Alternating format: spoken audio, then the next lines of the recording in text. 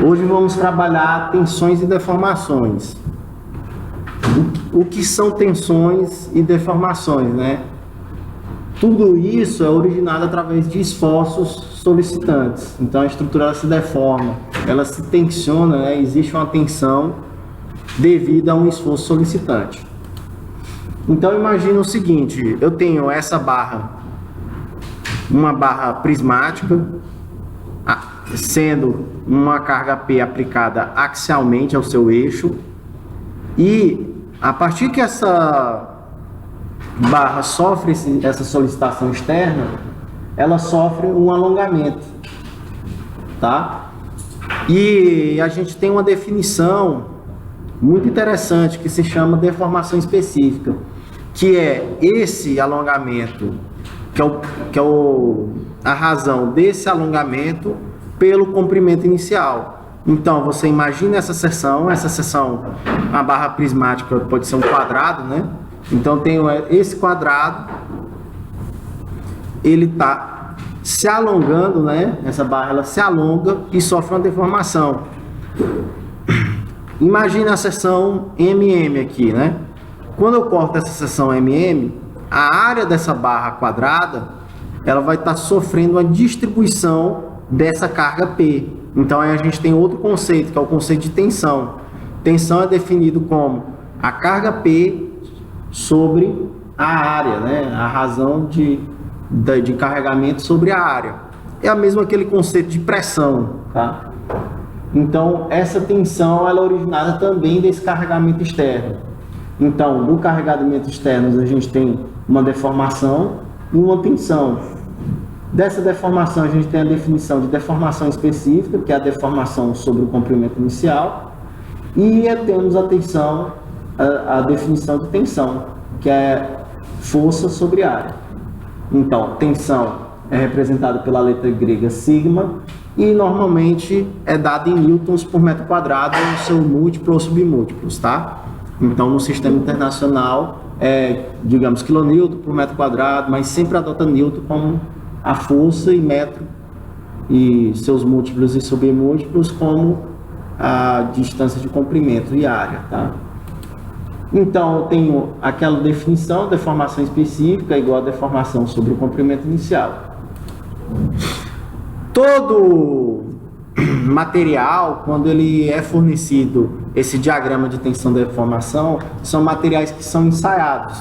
Assim como vocês viram lá na disciplina de materiais de construção, você pega o material, ensaia e aí ele te fornece um gráfico onde ele vai ter o eixo Y tensões, né?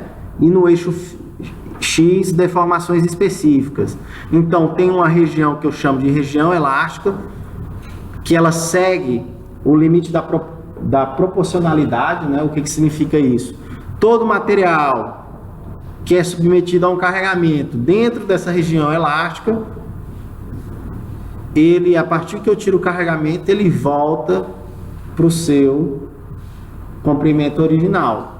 Se eu tenho deformações que passam da região elástica, ele vai chegar na região plástica. Qualquer deformação nessa região plástica, ela não volta ao seu original. Então significa que se uma estrutura se deformar depois da região plástica, ela não vai voltar ao seu comprimento original. Então ela não vai voltar à sua posição original. Então a gente tem que entender que a resistência dos materiais ela vai estudar tudo aqui nessa região elástica. Então, onde esse gráfico é retilíneo, eu tenho função do primeiro grau, tá? E a gente tem um conceito muito interessante aqui que vai ser utilizado na lei de Hooke, que o módulo de elasticidade do material, quando você define ele pelo ensaio, ele é o coeficiente angular dessa reta. Então, seria o que? Cateto oposto sobre cateto adjacente, né? Então, eu tenho tensão, uma tensão, né? No caso aqui, tensão de ruptura, se eu for verificar aqui, e tensão de proporcionalidade, né? Sigma P aqui, e eu tenho uma deformação específica de proporcionalidade também, Então, o meu modo de elasticidade, ele é tensão sobre deformação específica, tá? E aí eu tenho aqui, ó, tensão de ruptura. Qual é essa tensão? É a tensão onde o material ele vai se romper, né? Aí eu tenho tensão de escoamento. Esse T aqui, ó, sigma E, ele é onde o material começa a escoar, né? Se eu tenho uma barra de aço e eu vou ensaiar ela, a tração, ela vai sofrer uma restrição antes de se romper. Não sei se vocês lembram lá no material de construção, quando você ensaia uma barra de aço, né? A tração, ela reduz a seção transversal bem onde ela vai romper. Então forma ali uma cintura na barra de aço e ela vai e se rompe depois quando atinge a tensão de ruptura. Então isso são tudo dados, esses dados são importantes relativos ao material. Mas aqui na nossa disciplina a gente vai se ater aqui na região elástica, tá? Então, a gente também tem um conceito muito interessante que é chamado de tensão admissível, tensão de cálculo. A gente vai utilizar muito isso, muito como muitos momentos de cálculo, esforço cortante de cálculo e tensão de cálculo mesmo, que é a tensão calculada, a tensão que o material vai estar sendo solicitada, dividido por um coeficiente de segurança. Então, dependendo do material que eu uso, eu vou ter um coeficiente de segurança que vai reduzir, né, a minha resistência do material e aumentar o meu esforço solicitante. Então, o que significa isso? As cargas que eu considero, eu majoro, e as cargas de resistência dos materiais, eu minoro. Eu diminuo a resistência do material e aumento o carregamento, para eu poder fazer um cálculo com uma boa margem de segurança. Então, essa é a ideia da tensão admissível, ou dos esforços solicitantes de cálculo, né? Quando a gente vai calcular lá, vocês vão ver que eu multiplico. Se for concreto, 1,4, eu multiplico ou divido, né? Se for aço, é 1,15. Por quê? Porque o aço ele é um material industrializado, então ele tem um coeficiente de segurança mais baixo. Significa que tem maior confiança no aço. E aí, a lei de Hooke, né? Essa lei, ela diz a respeito da região elástica, né? E ela vai definir exatamente isso, que a tensão, né? Ela é o modo de elasticidade vezes a deformação específica. É o produto do modo de elasticidade com a deformação específica, que nada mais é do que tirado lá do diagrama, né? Então, módulo de elasticidade no material é igual a tensão sobre deformação específica. Tenho também coeficiente de pouso. O que significa isso? Se eu tenho uma redução no meu comprimento, eu vou ter um aumento da seção transversal. Se eu tenho um alongamento do meu comprimento, eu vou ter o quê? Uma diminuição da seção transversal. Isso é fácil de perceber quando eu tenho um elástico ou alguma borracha. Quando eu estico o elástico, o que acontece com a seção transversal do elástico? Ela afina. Se eu tenho uma borracha, aperto ela, o que acontece com a seção transversal? Ela aumenta, ela fica mais bunjudinha a borracha. Então isso o coeficiente Poisson, ele é interessante você ver a relação entre a deformação longitudinal e a transversal. Então a gente pode relacionar através do coeficiente de Poisson. E tenho por último as tensões cisalhantes, né? São tensões de cisalhamento. Ao contrário da tensão normal, o que define a tensão normal? Tensão normal é a distribuição de uma carga pontual sobre uma área. Isso é o conceito de tensão, né? Tensão sempre é força sobre área. Só que a tensão normal, como o nome já diz, né? Normal significa perpendicular. A carga ela é aplicada perpendicularmente à área da seção transversal da peça, provocando assim uma tensão normal. Quando eu tenho uma tensão cisalhante, a força ela é aplicada paralelamente à área da seção transversal da peça. Então ela surge uma tensão que tende a cortar a peça. Então, tensões cisalhantes tendem a cortar a peça, tensões normais tendem a tracionar ou comprimir a peça. Então, olha aqui no exemplo, se eu tenho uma carga oblíqua, eu vou decompor ela, ela vai surgir uma componente em Y, né? Uma componente vertical, que é paralela à seção da peça aqui, de uma barra engastada. Então, a tensão cisalhante aqui é a força cisalhante sobre a área da peça. Mesmo conceito lá da tensão normal, só que só vai mudar a direção de aplicação da carga. Então, como a gente acabou de ver, quando eu ensaio um material, ele vai gerar esse gráfico. Aqui eu tenho a região, minha região elástica, e depois eu passo do limite da proporcionalidade e eu entro na região plástica, né? Passei dessa parte linear, começou a ficar curvo, eu entrei na minha região plástica, tá? A gente tinha definido dois conceitos. Quais são eles? Tensão, né, que é igual a carga sobre área. Tinha definido também deformação específica, que é igual a deformação sofrida sobre meu comprimento inicial. Logo, a gente também definiu que o módulo de elasticidade é o coeficiente angular dessa reta. Então, meu ângulo alfa aqui, eu vou ter que o coeficiente angular é a tensão de proporcionalidade sobre a minha deformação específica. Logo, isso aqui é igual meu módulo de elasticidade. Então, eu tenho essas três fórmulas básicas, né?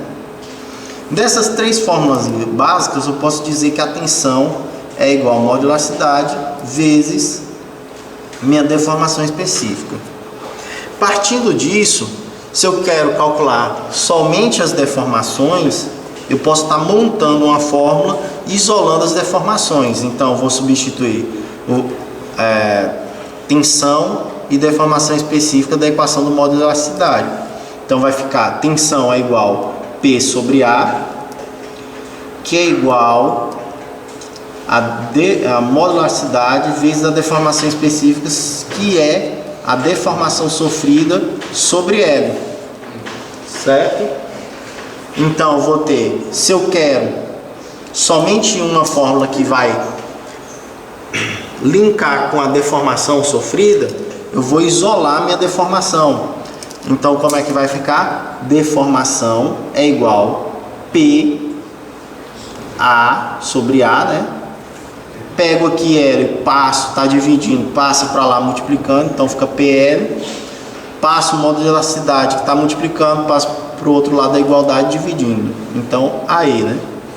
Então, a deformação sofrida é igual ao carregamento vezes o comprimento sobre a área vezes o módulo de elasticidade. Essa é a equação que a gente vai utilizar para calcular deformações em barras, em sólidos em si, né? Então a gente pode calcular através dessa equação.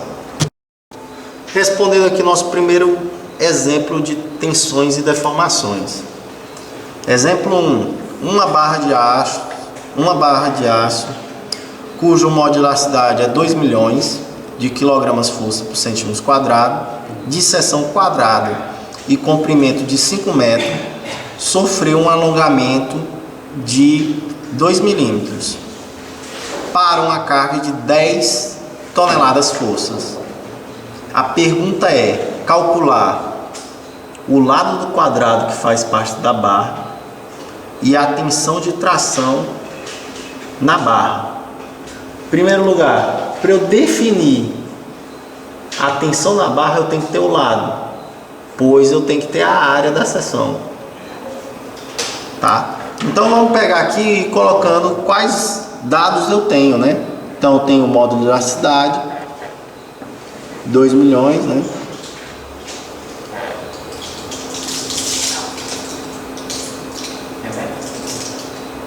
Tenho o comprimento inicial, né? O meu comprimento é de 5 metros. Vamos fazer a conversão aqui, né? Então 5 metros 500 centímetros, né? Tem que colocar aqui tudo na mesma unidade para não dar erro, né? Então 500 centímetros. E o alongamento foi 2 milímetros, né? Então 2 milímetros. Isso equivale a 0,2 centímetros? Isso. 0,2 centímetros.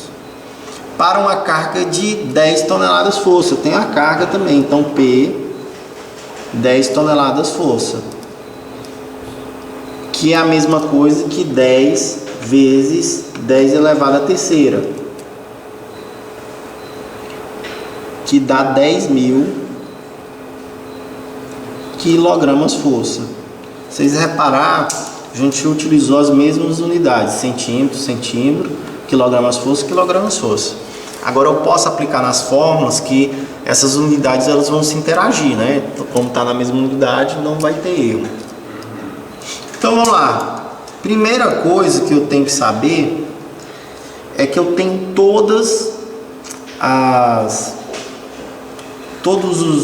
incógnitas, né, que eu teria da equação de deformação. Qual? A deformação sofrida é igual a PL sobre AE, né? A única coisa que eu não tenho é a área. Então, isolando a área aqui, eu consigo descobrir qual é essa área. Então, eu posso dizer que a área ela é igual a PL sobre deformação vezes modularidade. Logo eu tenho o quê? Que a área é igual a 10.000 vezes 500 centímetros sobre a deformação sofrida, que é 0,2 vezes 2 milhões. Qual é a área em centímetros quadrados?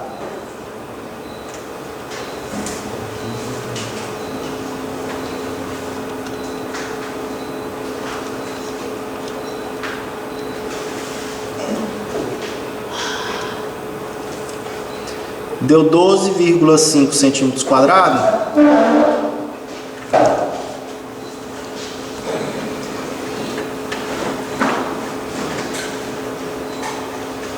Se deu 12,5 centímetros quadrados, mas eu tenho que saber também qual é o meu lado, né? Perguntou qual é o meu lado. Então, um quadrado ele é L vezes L. A área de um quadrado é igual a L vezes L, que é igual a L ao quadrado. Logo, se eu isolar L é igual a raiz quadrada de A. Então, tem essa relação. Se eu tiver raiz quadrada de 12,5, eu vou ter que o meu lado é 3,54 centímetros, né? Então, esse aqui é o meu lado.